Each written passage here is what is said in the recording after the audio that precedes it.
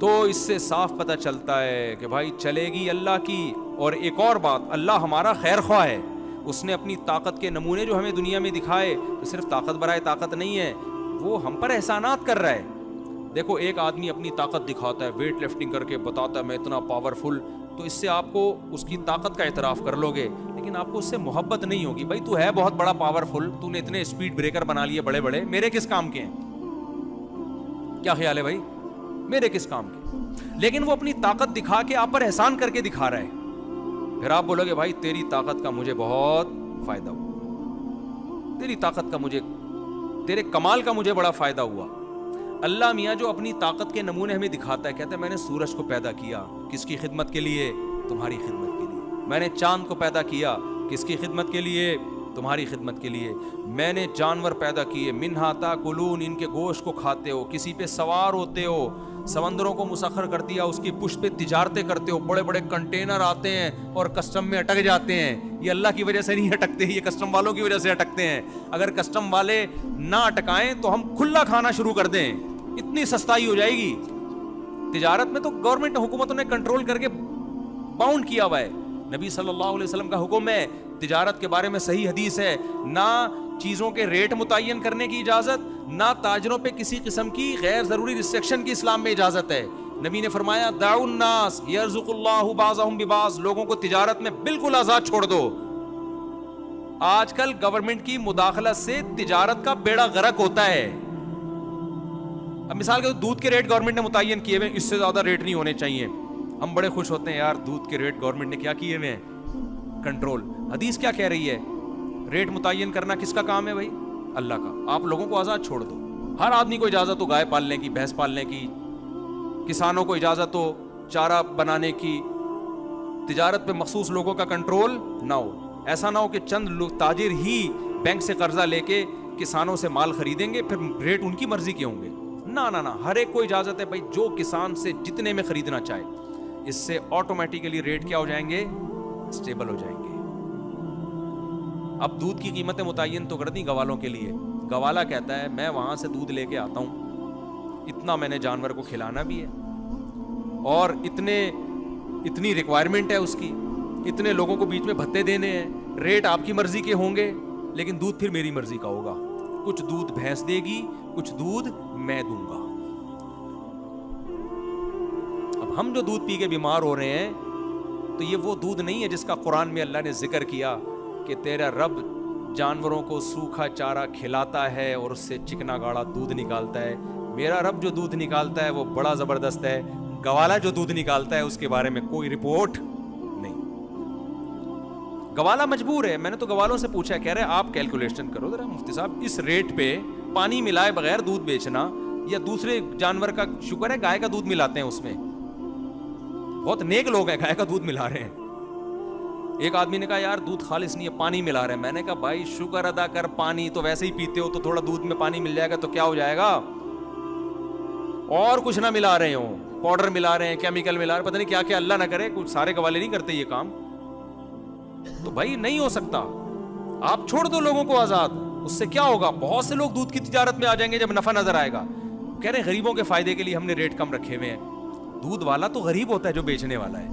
پینے والوں کو فائدہ پہنچایا جا رہا ہے, جو محنت کر کے لوگوں تک دودھ پہنچا رہا ہے اس کا خیال نہیں ہے.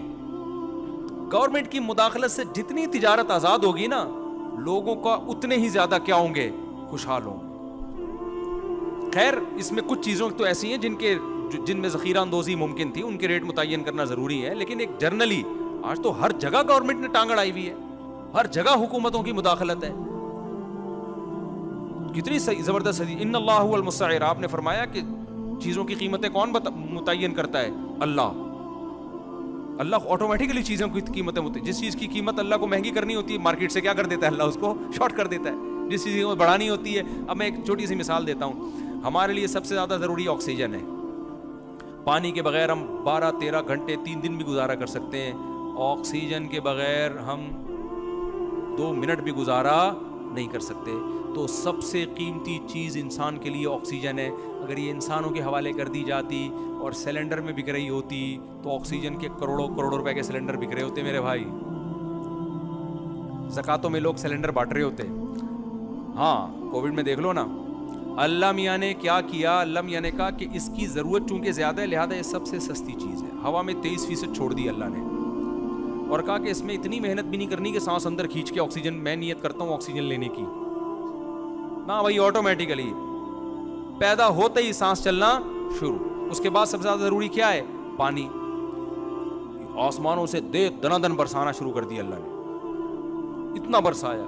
गवर्नमेंट ने क्या किया, उसको फिल्टर करके हमें देना शुरू कर दिया। कंट्रोल गवर्नमेंट ने अपने हाथ में रखा। आपको पता है जो फिल्टर शुदा पानी है ना, ये ज़्यादा गंदा होता है। वजह उसकी है कि गवर्नमेंट हमें फिल्टर करके तो देती है, फिल्टर को फिल्टर नहीं कभी किया जाता। वंस अपॉन अ टाइम जो एक दफ़ा फिल्टर लग गया था वही फिल्टर। तो जो आप हब डैम से जाके बगैर फिल्टर वाला पानी पी लो ना, वो ज़्यादा अच्छा है। जो फिल्टर होके आ रहा है वो ज़्यादा गंदा पानी है। ये रिपोर्ट है बकायदा, एक डॉक्टर ने यूट्यूब पे पूरा तजर्बा करके बताया। उसने कहा ये देखो, ये फिल्टर वाला पानी है और ये बगैर फिल्टर के, वो फिल्टर वाला ज़्यादा गंदा था। मैं समझा पा रहा हूँ, बस बात को जल्दी से मैं समेट के ख़त्म करता हूँ। तो अब क्या मसला है मेरे भाई, मैं जो असल बात लेके चल रहा हूँ कि अल्लाह ने अपनी ताकत और कुदरत भी बताई और अल्लाह ने ये भी बताया कि मैं तुम्हारा मोहसिन हूँ। तो याकूब अलैहिस्सलाम को पता था पावर किसके पास है, अल्लाह की, चलेगी अल्लाह की। लेकिन अल्लाह जब अपनी चलाएगा तो मेरी बेहतरी में चलाएगा, मुझे नुकसान पहुँचाने के लिए नहीं चलाएगा। लिहाजा तसल्ली में रहे। तो ये दो चीज़ें अपने अंदर पैदा कर लो मेरे भाई। सरेंडर कर दो अपने आप को किसके हवाले, अल्लाह के, और यकीन कर लो जो होगा मेरे हक में बेहतर हो। अल्लाह ने कहा नमाज पढ़ो, तो क्या करो मेरे भाई, पढ़ लो। अगर तिजारत में नुकसान होता नज़र आ रहा है बर्दाश्त कर लो, क्योंकि रिस्क किसके हाथ में है, अल्लाह के। वो बग़ैर नमाज पढ़े आपका रिस्क आपसे छीन सकता है और नमाज पढ़ के आपको रिस्क दे सकता है। अल्लाह मियाँ ने ये बोल दिया जल्दी शादी कर लो। सूरह नूर में आप कहते हैं अल्लाह शादी करूँगा तो खर्चे बढ़ेंगे, बच्चे भी पैदा होंगे, बेगम का खर्चा, तनख्वाह मेरी थोड़ी है, आप अपने आप को अल्लाह के हवाले कर दो। अल्लाह कहते हैं इन यकुनु फुक़रा युग़निहिमुल्लाहु मिन फ़ज़ली, कर लो भाई, बच्चे भी पैदा कर लो, शादी भी कर लो। अगर फ़कीर हो गए मैं अपने फजल से क्या कर दूंगा, गनी कर दूंगा। जो सरेंडर कर देता है वो कहता है भाई छोड़ो जेब को, बटवे को, कितने पैसे हैं, मत देखो विटामिन सी विटामिन डी। वो थर में बेचारा सत्तू पी के 100 साल जी लिया, तो पैसे हैं तो विटामिन सी खा लो, नहीं है तो चोरी मत करो विटामिन सी के चक्कर में। पैसे हैं तो फिर खा लेना चाहिए अमरूद, इतनी कंजूसी ठीक नहीं है कि आप भी सत्तू पे आ जाए कल से। तो भाई जब पैसे हैं तो ठीक है, नहीं है तो जो ऐसा अल्लाह कह रहा है वैसा कर लो, तवक्कुल करो भाई, औलाद भी ना रोको और निकाह भी करो टाइम पे। खिलाने वाला कौन है भाई, अल्लाह मियाँ। यहूदी कहता है नहीं, वो कैलकुलेटर लेके बैठा होता है। तो अल्लाह करेगा भाई, अल्लाह के हवाले। जहां अल्लाह ने हुक्म नहीं दिया वहां नहीं करो ये सब कुछ। बाज लोग दुकान बंद करके बैठे हुए हैं, खिलाने वाला कौन है भाई, अल्लाह। अबे भाई अल्लाह मियाँ ने कब कहा कि दुकान बंद कर दे, तू बीमार है इलाज नहीं कर रहे, भाई शिफा देने वाला कौन है, तो भाई पैनाडोल से भी अल्लाह ही शिफा देगा जब उसने कहा है खा लो। हाँ, जहां उसने ऑर्डर दिया है या किसी चीज को हराम कर दिया फिर तवक्कुल का मौका है, वहां पर अल्लाह के हुक्म को देखो, असबाब को मत देखो। तो जो मैं आज बयान लेके चला था भाई 2-3 जुमलों में उसको भी समेटता हूँ। जो मेरा मकसद था, असल में मेरे बयान में तमहीद लंबी हो जाती है और जो असल बात है वो छोटी रह जाती है। वजह उसकी है कि वो असल बात खोपड़ी में बैठती नहीं है जब तक वो तमहीद ना समझाई जाए। तो इसी तरह मेरे भाई अल्लाह मियाँ ने हमें जैसे नमाज का, रोज़े का हुक्म दिया, ऐसे ही अल्लाह मियाँ ने हमें रिश्तेदारी को जोड़ने का हुक्म दिया। ये हमारे मज़हब का हिस्सा है। जो मैंने आयत पढ़ी थी वो असल में इसी टॉपिक के लिए पढ़ी थी। मुसलमान रिश्ते पैदा भी करता है और उन रिश्तों को जोड़ता भी है। काफिर ना रिश्ते पैदा करता है, जैसे एक खातून इधर 2 कुत्ते, मियाँ बीवी इधर एक खातून एक कुत्ता, इधर 2 बंदे इधर 2 कुत्ते, तो रिश्तेदारी पैदा हो रही है क्या? कुत्ते कोई रिश्ते होते हैं क्या? मामू होता है कुत्ता, किसी का चाचू होता है, क्या होता है? काफिर रिश्ते पैदा भी नहीं करता और जो पैदा हुए वे उनको जोड़ता भी नहीं। उनके यहाँ मामू चाचू खत्म, जो बचे हैं अब्बा अम्मा वो ओल्ड हाउस में जुड़ रहे हैं रिश्ते। ना बहन भाई का रिश्ता, रिश्ता कस्टमर और जो ताजिर है ना उसका कस्टमर से रिश्ता होता है। एयर होस्टेस का रिश्ता होता है पैसेंजर के साथ, बटन दबाओगे आ जाएगी, क्या चाहिए आपको, फौरन आपसे पूछेगी। इससे ज्यादा रिश्ता एम्प्लॉय का अपने बॉस के साथ रिश्ता होता है। कुरान रिश्तों की बात नहीं कर रहा, कुरान किसकी खूनी रिश्तों की बात कर रहा है। तो मुसलमान रिश्ते पैदा भी करता है और जोड़ता भी है। पैदा कैसे करेगा रिश्ते? निकाह के जरिए। लिहाजा जल्द निकाह करता है और नस्ल भी नहीं रोकता کیونکہ جب نسل زیادہ ہوگی تو رشتے کیا ہوں گے؟ کم ہوں گے یا بڑھیں گے؟ آپ کے بچوں کو چاچو ملیں گے، ماموں ملیں گے، کزنیں ملیں گی، خالہ ملیں گی، پھوپھیاں ملیں گی، بہنیں ملیں گی. میں جب پشاور اور کوئٹہ جاتا ہوں تو میں کسی کے میزبان کے گھر گیا نا، میں پشاور گیا، میں نے میزبان سے کہا بھائی میں بہت مصروف ہوں، آپ لوگوں کو ملانا نہیں، میں بہت تھک جاتا ہوں. انہوں نے کہا کسی سے نہیں ملاؤں گا، بس میرے اپنے رشتے دار ملیں گے آپ سے.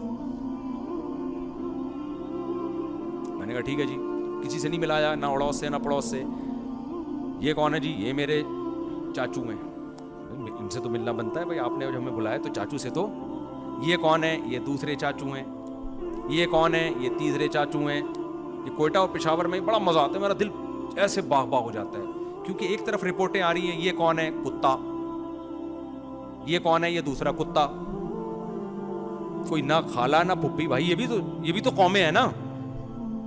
یہ کون ہے؟ میں بھی ابا. ممکن ہے یہ کون ہے؟ میرے فادر. ایک سیٹ اپ، ایک قوم یہ اس انتہا کو پہنچی ہوئی ہے. ابا ہیں، کنفیوز ہوں ہیں، بعض دفعہ تو پکے ڈھکے بھی ہوتے ہیں، لیکن بعض دفعہ کنفیوژن ہے، پتہ نہیں کون ہے. ایک سیٹ اپ یہ اما رہ گئی ہے بس مارکیٹ میں. اور ایک قوم یہ ہے بھائی پشاور کوئٹہ میں. یہ کون ہے بھائی؟ چاچا. یہ کون ہے؟ چاچا. یہ کون ہے؟ چاچا. یہ کون ہے؟ چاچا. اتنے چاچے، طبیعت کیا ہو جاتی ہے. اور کچھ چاچے ابھی انڈر اس کنسٹرکشن ہے. وہ دادا نے اس عمر میں ابھی ایک اور شادی کی ہے. ایسا بھی ہوتا. میں گلگت میں گیا، انہوں نے بتایا کہ ایک صاحب سے میں ملا 80 سال کے، یہ میرے والد صاحب ہیں. ماشاءاللہ بھائی بڑی خوشی ہوئی والد صاحب سے مل کے. 80 سال کے. تو وہ پھر ان کے ساتھ گاؤں سے شہر جا رہا تھا، تو کوئی خاتون بیٹھی ہوئی برقعے میں. تو پتہ چلا جی وہ ڈیلیوری کیس ہے، ان کے بچہ ہونے والا ہے. میں سمجھا کہ یہ جو بیٹے تھے نا ان کی وائف ہوگی، ان کے بچہ پیدا ہونے والا ہوگا. میں نے کہا یہ آپ کی وائف کے اولاد کا کوئی سیٹ اپ لگ رہا ہے، مجھے بہت بیچاروں کی طبیعت خراب ہو رہی ہے. کہہ رہے ہیں یہ میری وائف نہیں ہے، میری والدہ ہے. میں نے کہا اچھا چلو والدہ ہوں گی. ایک دم تھوڑی دیر میں مجھے یاد آیا ابا تو کل میں جو 80 سال کے دیکھے تھے. میں تھوڑی دیر پہلے تو میں نے کہا اچھا ٹھیک ہے بھائی معذرت چاہتا ہوں، آپ کی والدہ ہیں. انہوں نے کہا میرے ابا ہیں. میں نے کہا آپ کے وہی ابا جو کل ملے تھے 80 سال کے، یہ ان کی وائف ہیں؟ کہہ رہے ہاں یہ ان کی. تو ایک سیٹ اپ کیا ہے، یعنی یہ جو چاچا جو ان کے بچے ہوں گے اس کے چاچا بھی انڈر کنسٹرکشن ہے نا. ایک قوم یہ ہے، خوشحال قوم ہے، بچے بھی ہیں، بیٹے بھی ہیں، پوتے بھی ہیں، نواسے بھی ہیں، بہویں بھی ہیں اور داماد بھی ہیں. رشتے ہی رشتے. ان کو کتے پالنے کی بالکل بھی ضرورت نہیں ہے. وہ کتا پالتے ہیں دوستی کے لیے نہیں، اپنی حفاظت کے لیے. اور ایک قوم وہ ہے، یہ بھی فیملی ہے، یہ بہت بڑی فیملی ہے یہ والی اس سے. تو میں جب جاتا ہوں کوئٹہ پشاور مجھے خاندان بڑے بڑے نظر آتے ہیں، دل باغ باغ ہو جاتا ہے یار. لیکن ان کو بھی خراب کیا جا رہا ہے، جیسے ہم خراب ہو گئے نا. یہاں پہ ہزار گز کے بنگلے ہیں، بچہ ہی نہیں ہے گھر میں. ایک آدھ بچہ اس کو بڑی ممی ڈیڈی کی طرح پال پوس کے بڑا کر رہے ہیں، بڑا آدمی بنے گا. وہ بڑا کب ہوگا؟ جب آپ مر چکے ہوگے. اتنی دیر سے تو آپ نے شادی کی ہے.